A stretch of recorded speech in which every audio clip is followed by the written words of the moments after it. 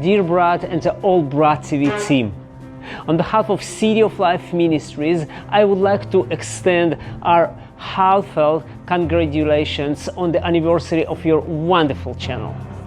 Your revelation regarding one new man has established you as a significant voice for Israel in Korea, advocating for the Jewish nation. It is truly an honor for us to be connected with friends like you. Through your commitment and support to our calling, we can reach out to many families across the Gaza border region in Israel who have suffered trauma and consequences of war. Bring them hope and truth of the Messiah. We look forward to continuing to minister together. We love you and wish you many more years of faithful service to Lord. Shalom from City of Life Ministries, Sderot, Israel.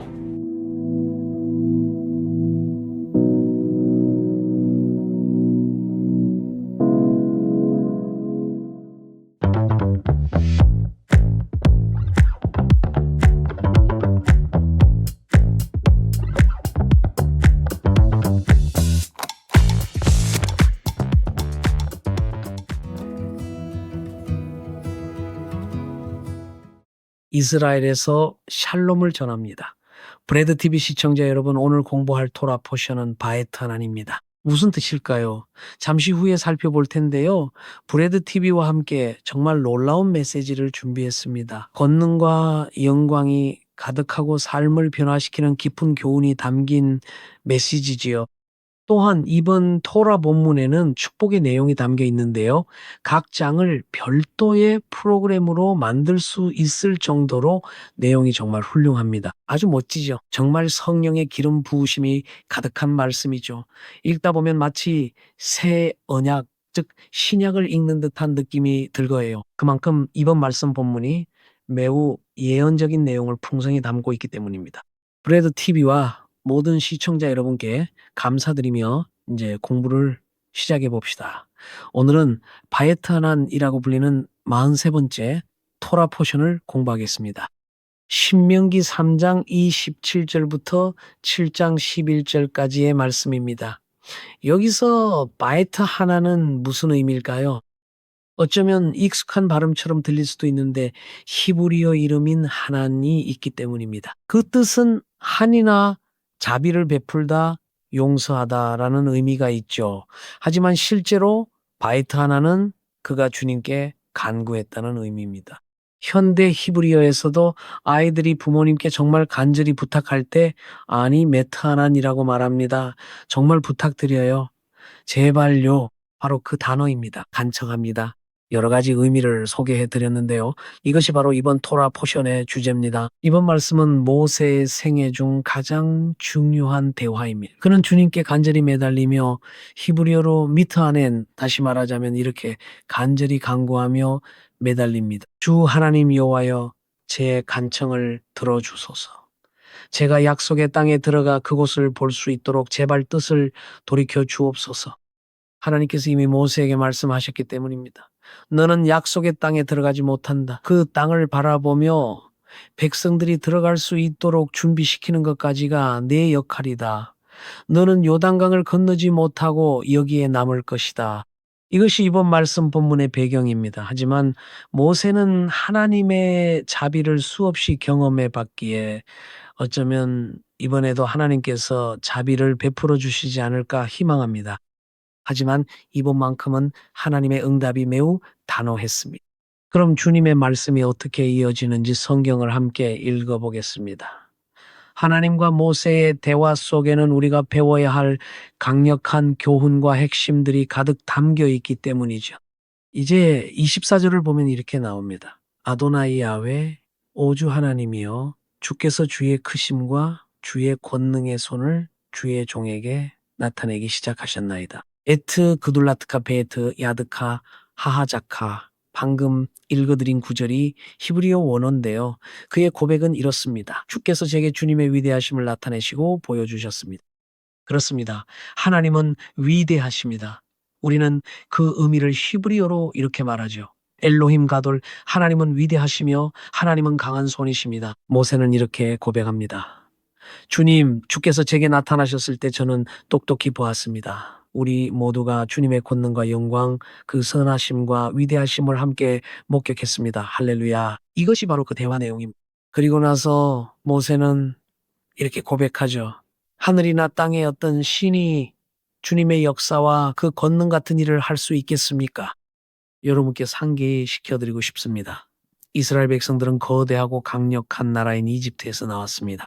오늘날까지도 사람들은 이집트에 가서 이집트인들이 세운 피라미드를 둘러보며 고대 건축 양식의 위대함에 감탄합니다. 그들은 여전히 고개를 갸우뚱하며 그 먼 옛날 피라미드를 어떻게 지어 올렸는지 추측하려고 애쓰죠.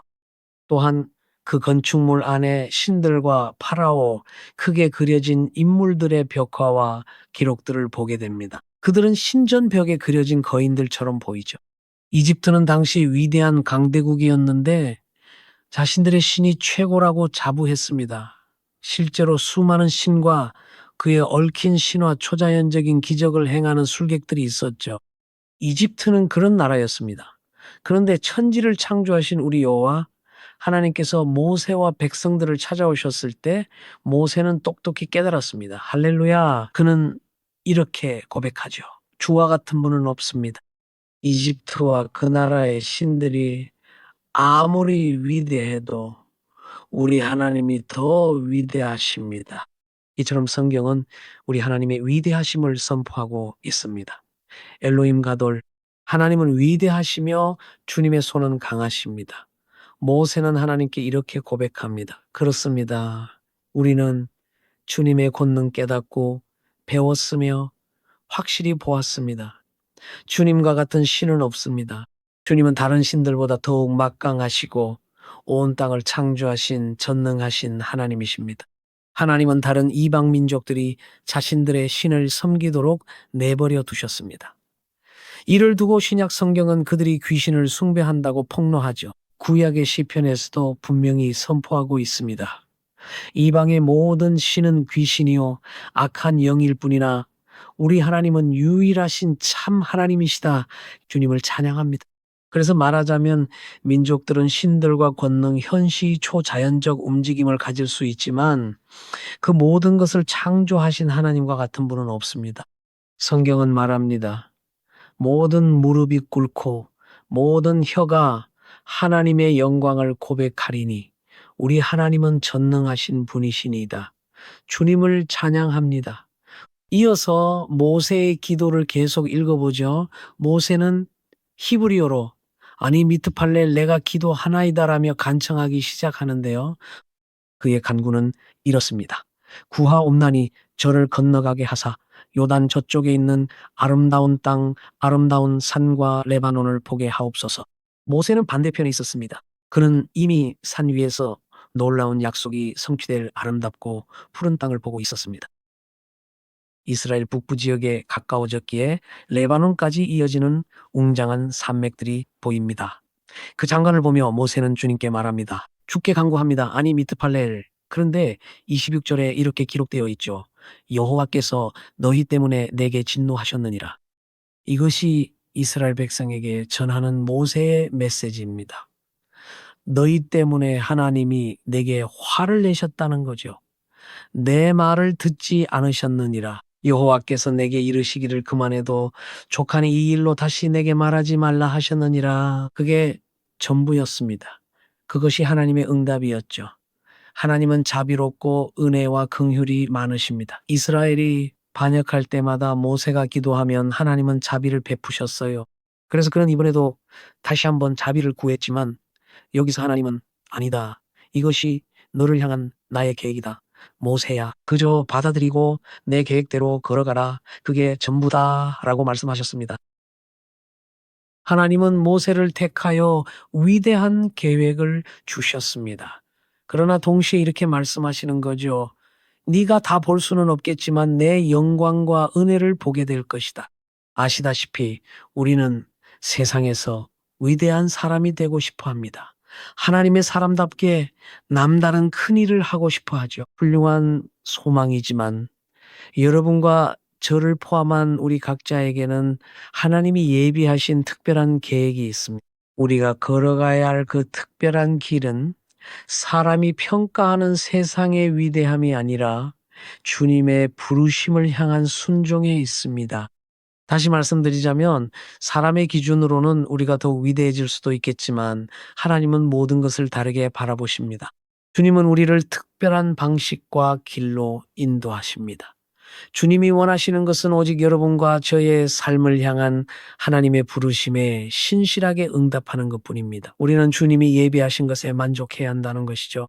이것은 모세가 하나님께 주님 혹시 마음을 바꿔주실 수 없겠습니까? 라고 기도했던 것을 떠올리게 합니다. 동시에 신약 성경에서 바울이 육체의 가시가 나를 괴롭히고 공격했다고 말하며 이것을 쫓아내달라고 주님께 3번이나 간구하는 모습이 생각나네요. 단순히 주님께 3번 기도했다는 뜻만은 아닙니다. 사실 바울은 시간을 들여 진심으로 하나님과 깊이 대화했습니다. 주님, 제 삶에서 이것을 거두어 주세요. 저는 원하지 않습니다. 그러나 하나님은 말씀하셨죠.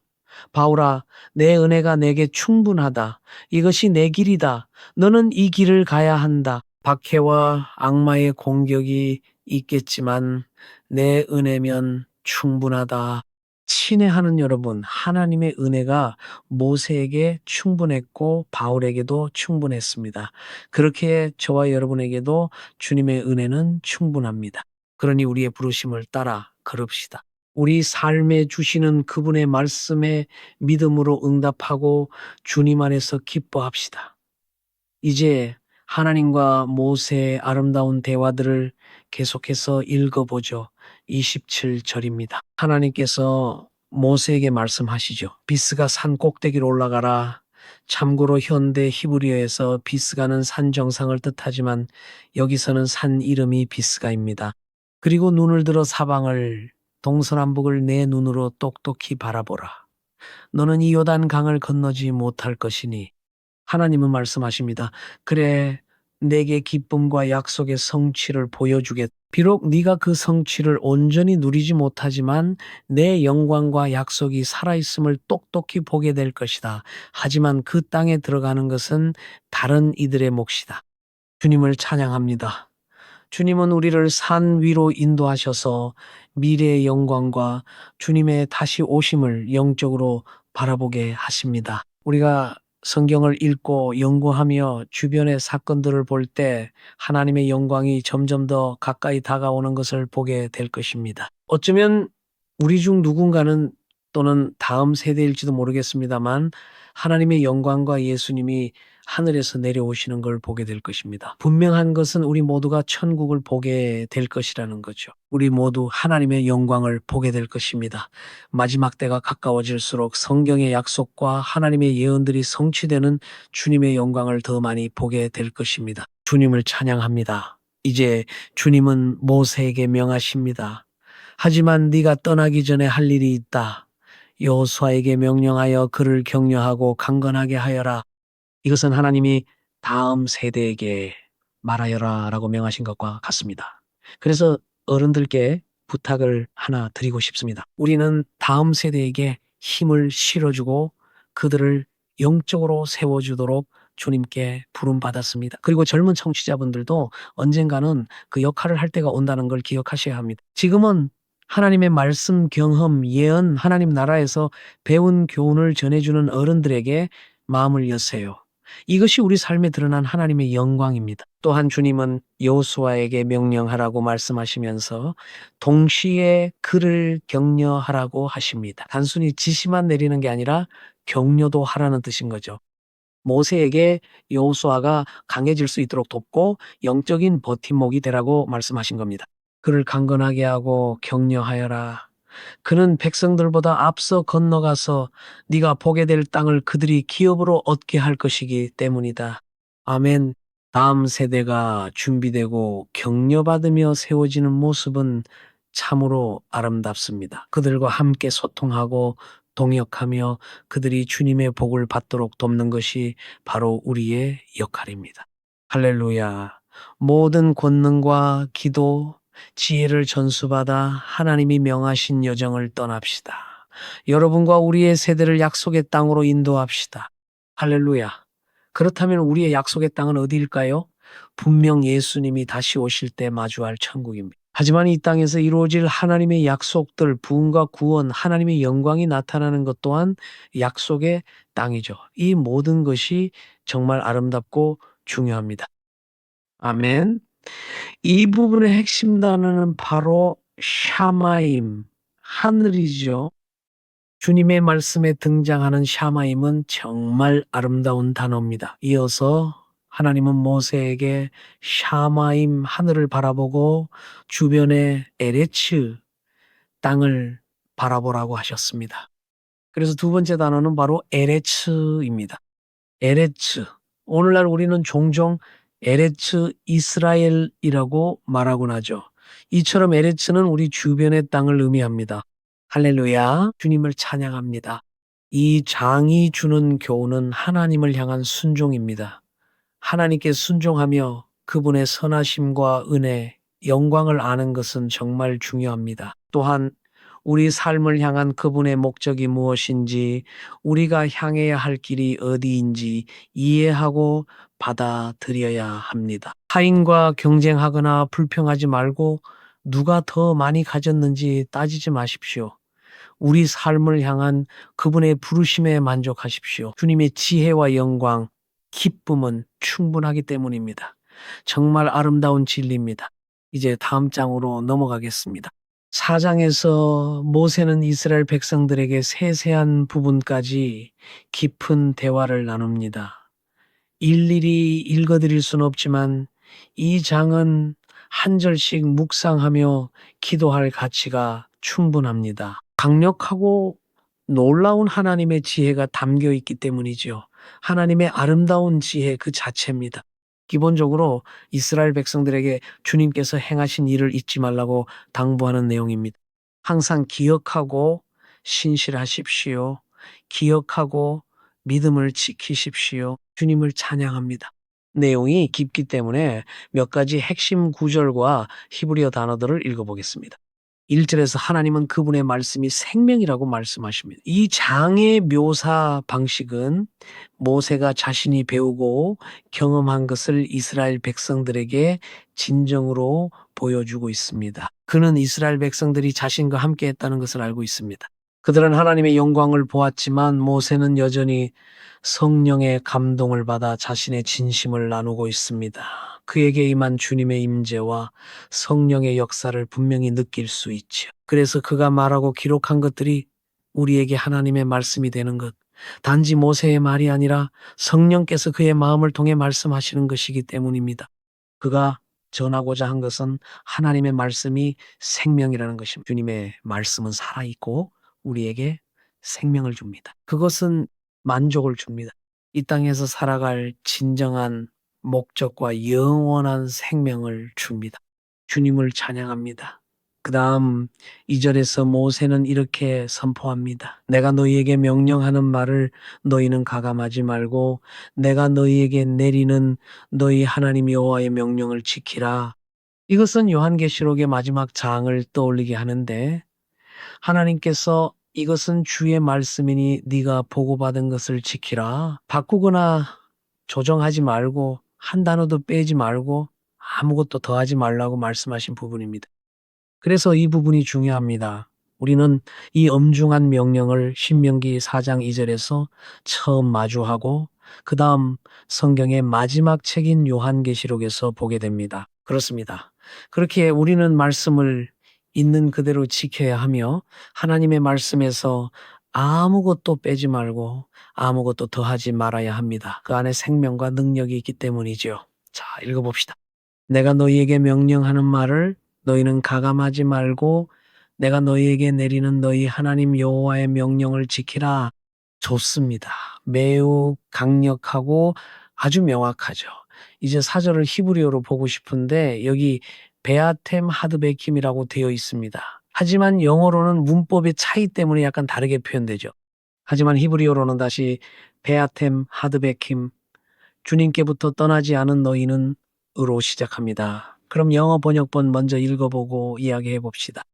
오직 너희의 하나님 여호와께부터 떠나지 않은 너희는 오늘까지 다 생존하였느니라. 여기서 주님을 굳게 잡은 자라고 되어 있지만 히브리어로는 베아템 하드베킴이라고 합니다. 이게 무슨 뜻일까요? 그들이 주님께 접착제처럼 딱 붙어 있었다는 뜻입니다. 흥미롭지만 원어의 의미가 그렇습니다. 주님께 딱 붙어 있다는 거죠. 하나님께서 부부에 대해 결혼에 대해 말씀하실 때 히브리어로 베다바크 베이시토, 그의 아내와 합하여라는 표현을 쓰셨습니다. 이 단어는 현대 히브리어에서 접착제를 붙인다는 뜻으로 쓰는 말입니다. 정말 놀라워요.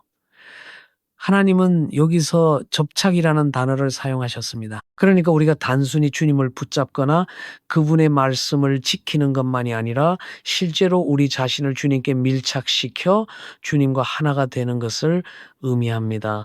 이것은 훗날 예수님께서 밝히신 비밀인데요.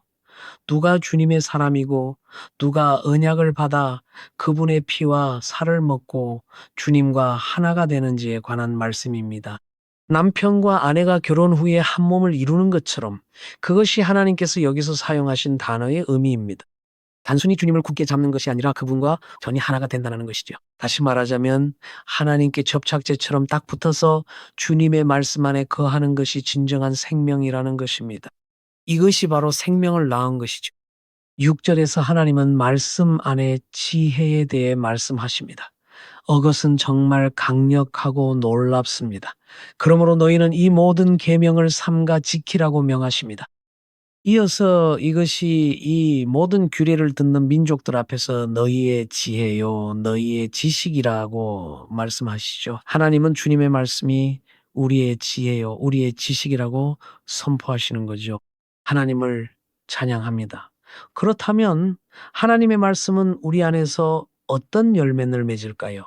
바로 우리를 지혜롭게 만드십니다. 우리가 주님 안에 거할 때 날마다 하나님의 말씀을 읽으며 그 말씀을 우리 안에 받아들일 때 우리 삶에 기적적인 일이 일어나 우리는 그분의 지혜를 보게 될 것입니다. 우리는 이 세상의 모든 법칙, 자연과 물리, 화학의 모든 법칙을 아시는 창조주의 눈을 통해 주님의 말씀을 바라보게 될 것입니다.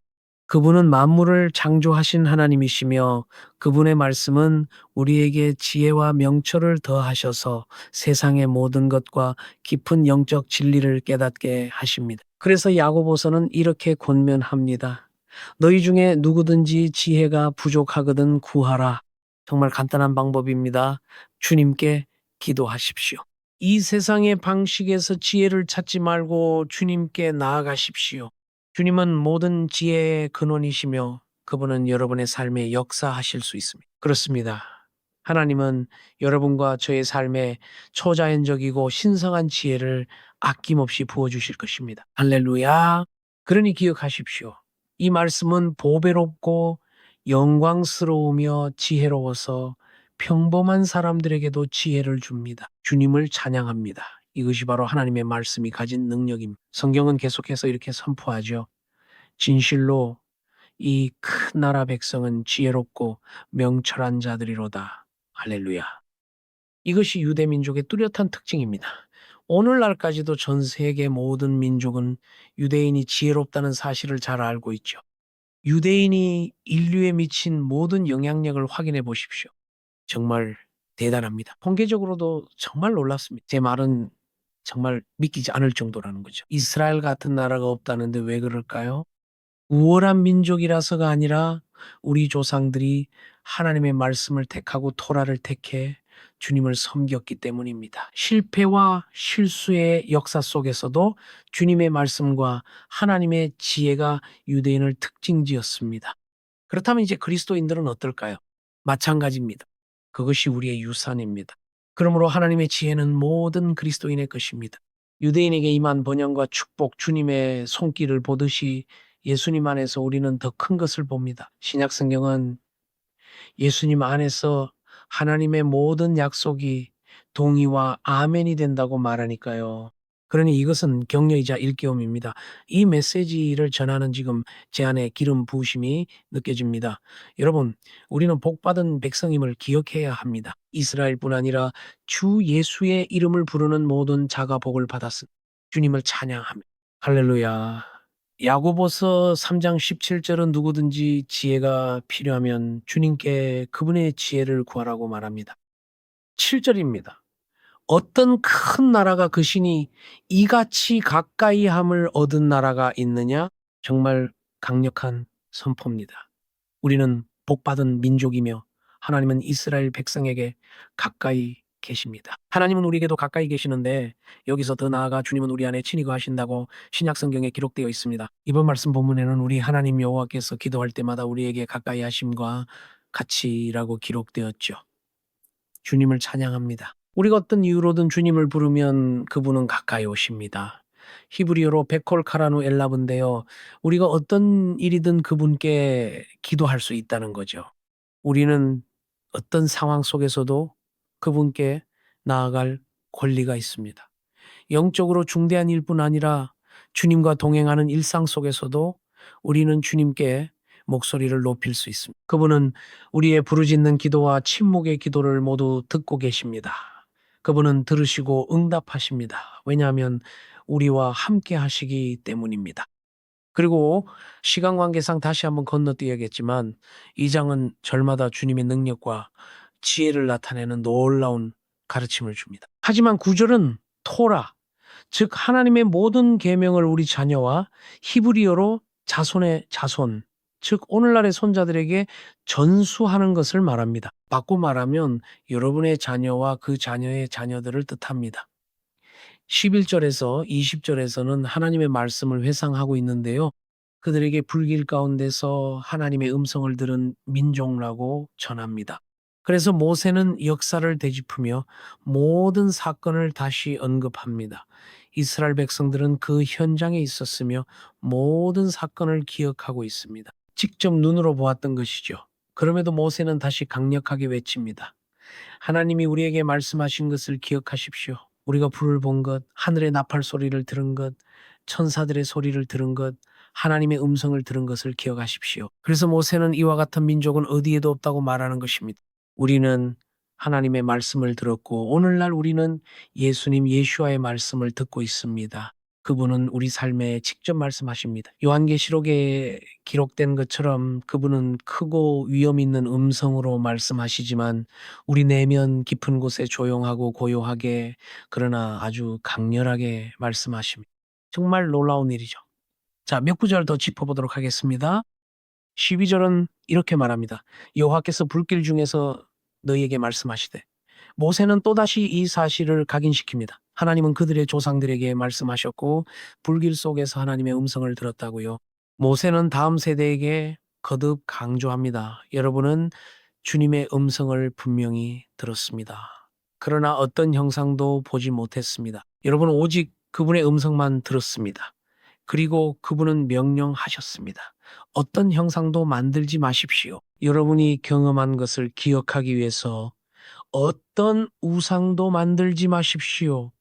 하나님께서 어떤 형상도 보여주지 않으셨음을 기억하십시오. 여러분 아무것도 보지 못했습니다. 여러분은 듣고 경험하고 영광을 보았지만 형상은 보지 못했습니다. 그러니 절대 어떤 형상도 만들지 말고 오직 하늘에 계신 하나님을 경배하고 그분이 보좌에 앉아 계시니 그분만을 경배하십시오. 하나님은 다양한 조각상이나 우상, 그림이 아니라 하나님 자신과 우리가 직접 소통하길 원하십니다. 주님을 찬양합니다. 정말 강력한 말씀입니다. 자, 29절에서는 하나님이 이스라엘 백성들의 실패를 미리 내다보셨다라고 모세는 전합니다. 모세는 여러 세대에 걸쳐 일어날 다양한 상황들을 미리 내다보며 전합니다. 여러분 중 많은 이들이 결국 언약을 지키지 못하고 실패하게 될 것입니다. 하지만 29절은 이렇게 선포합니다. 그러나 네가 거기서 네 하나님 여호와를 찾게 되리니 만일 마음을 다하고 뜻을 다하여 그를 찾으면 만나리라. 하나님은 지금 자비와 은혜를 말씀하시는 것입니다.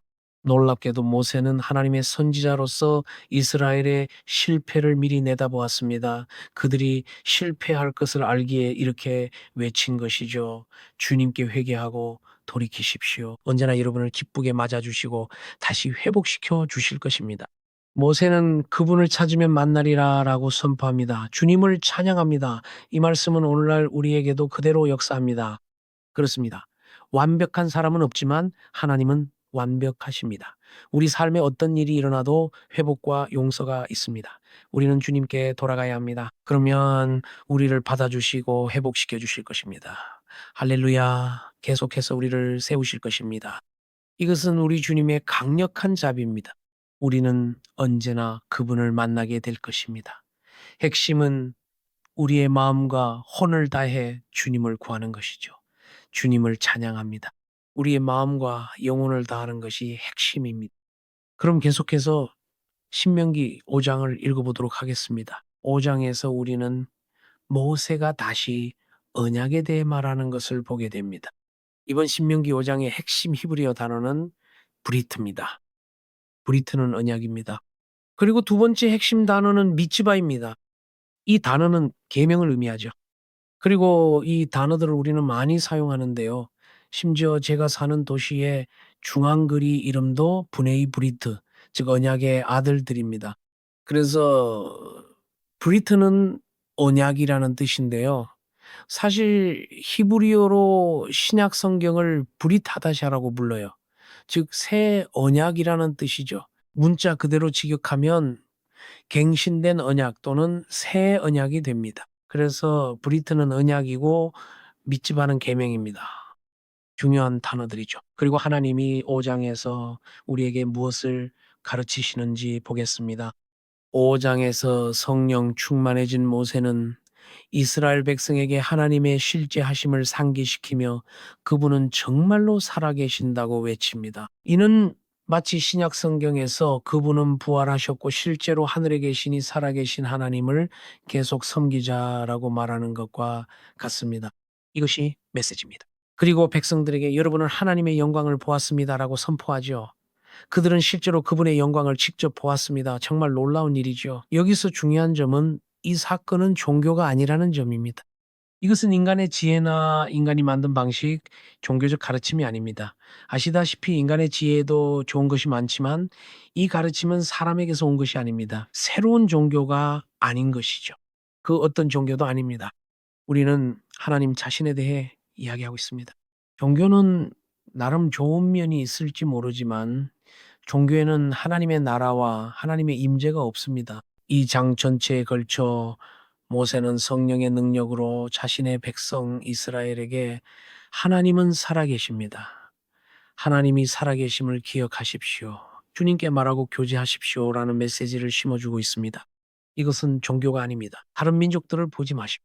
다른 종교들을 보지 마십시오. 다른 장소나 다른 자료에서 찾지 마십시오. 우리 하나님 같은 분은 없습니다.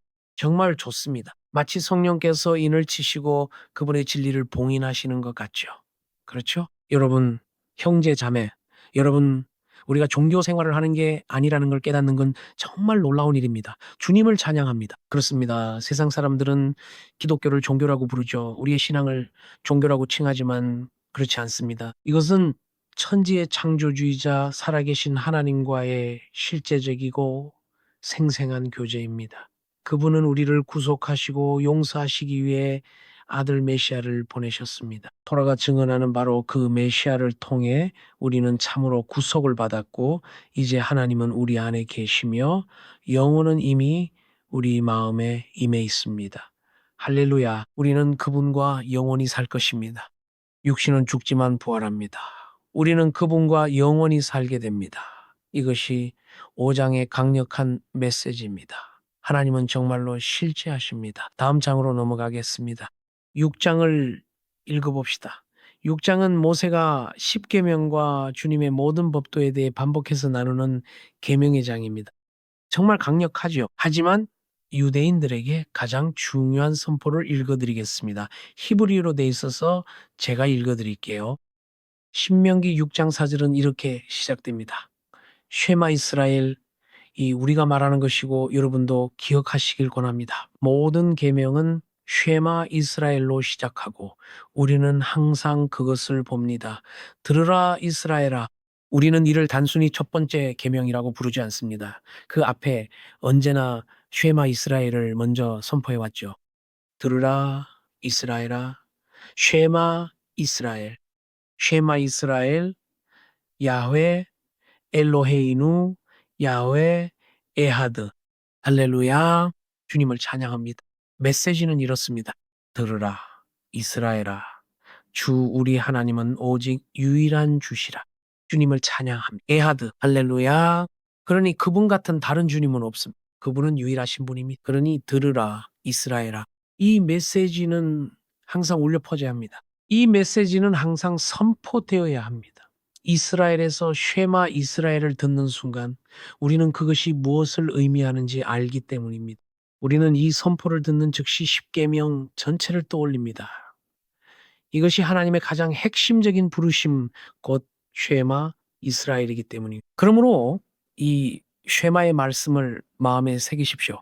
쉐마 이스라엘 야훼 엘로헤이누 야훼 에하드. 현대 히브리어에서는 성부 하나님의 이름을 사용하지 않습니다. 우리에게 계시된 대로의 야훼 대신 우리는 쉐마 이스라엘 아도나이 엘로헤이누 아도나이 에하드라고 말합니다. 주님을 찬양합니다. 5절 너는 마음을 다하고 뜻을 다하고 힘을 다하여 내 하나님 여호와를 사랑하라.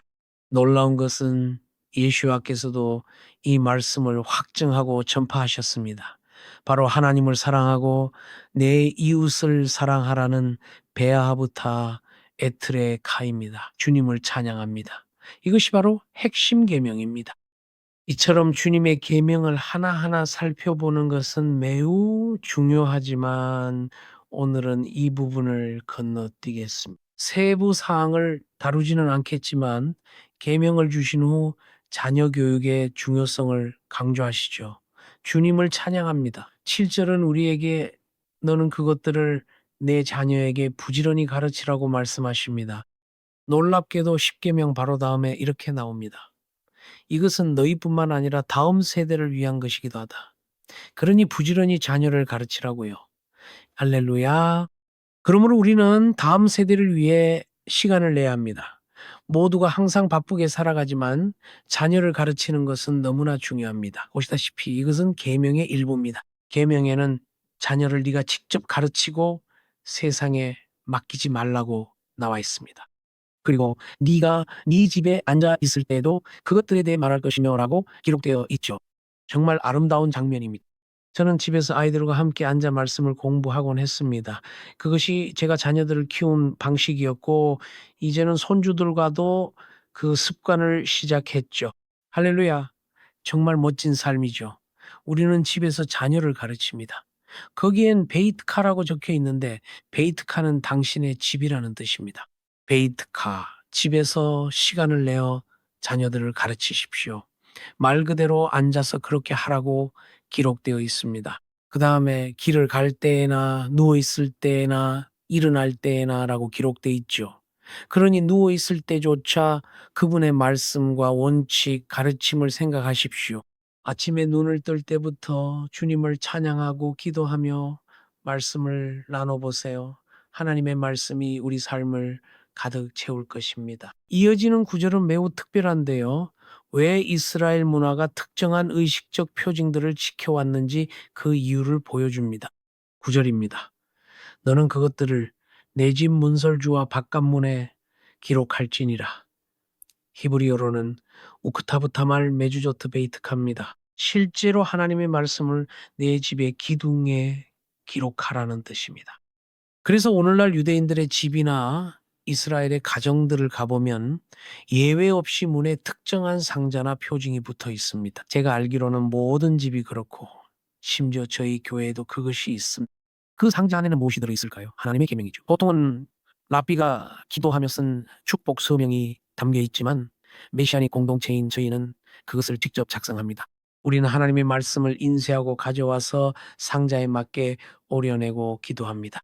이것은 하나의 거룩한 의식입니다. 우리는 이 상자를 메주자나 하누카 바이트라고 부르는데 집의 봉헌을 의미하죠.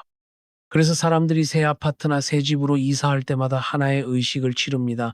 우리는 하나님의 계명을 가져다가 벽이나 입구에 붙입니다. 메주조트 문설주에 그것을 붙이라고 성경에 기록되었기 때문이지요. 정말 아름다운 문화로 자리 잡았습니다. 그래서 유대인의 집을 볼 때마다 문 옆에 하나님의 말씀이 있는 것을 보게 됩니다. 주님을 찬양합니다. 그리고 이스라엘 사람들이 드나들며 기도로 그것을 만지고 기도하고 입 맞추는 것을 보게 될 것입니다. 그것이 전통이죠. 그리고 하나님은 여기서 계속해서 자신의 백성을 가르치시며 10절부터 19절까지 다시 말씀하십니다.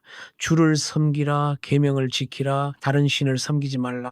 우상신과 유혹이 있을 것입니다. 사람들이 여러분을 미혹할 것입니다. 민족들이 여러분에게 다른 일을 하라고, 다른 신을 숭배하라고 부를 것입니다. 하지만 아닙니다. 여러분에게는 가장 위대하신 하나님, 유일하신 하나님이 계십니다. 그러니 신실하십시오.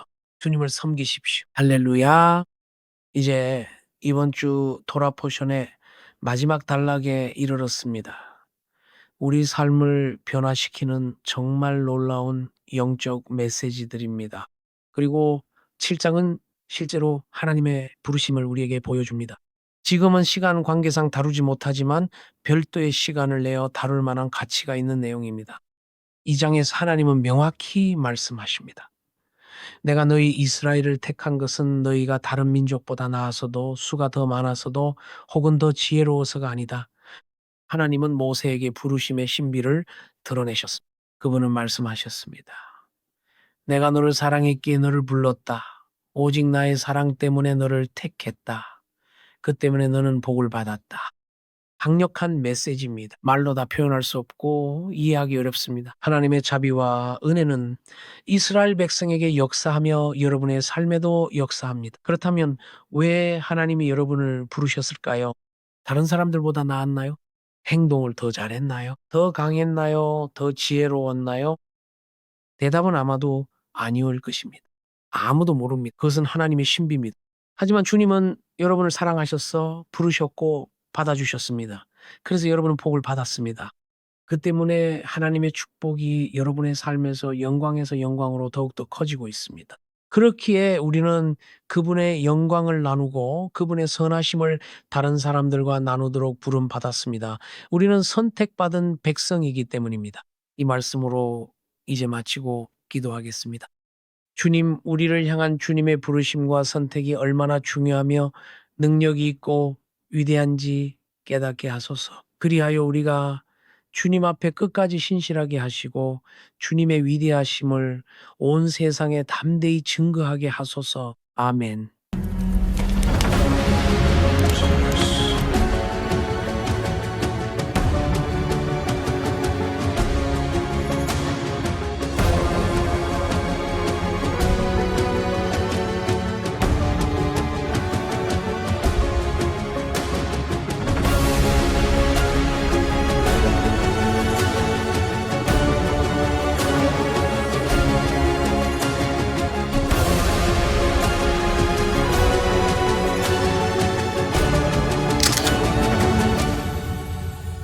여러분의 시간표에서 하나님의 시간표로 옮겨지는 축복이 여러분 삶 가운데 있기를 예수의 이름으로 축복드립니다.